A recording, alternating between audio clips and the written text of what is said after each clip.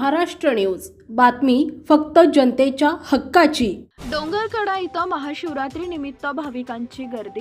हिंगोली जिल्ह्यातील डोंगरकडा येथील श्री स्वयंभू श्री जटाशंकर महादेवाचं दर्शन घेण्यासाठी महाशिवरात्री निमित्त हजारो भाविकांनी हजेरी लावली होती। डोंगरकडा येथील जटाशंकर देवस्थान मूर्ती स्वयंभू असल्याची आख्यायिका असल्यानं मराठवाड्यासह विविध राज्यातील भाविक दर्शनासाठी येतात।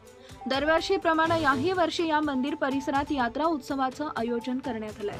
महाशिवरात्री निमित्त या यात्रेत विविध धार्मिक व सांस्कृतिक क्रीडा असे कार्यक्रम घेतले जातात। तसेच यात्रेत येणाऱ्या सर्व भाविकांना फराळाचे व चहाचे वाटप गावकऱ्यांतर्फे केले जाते।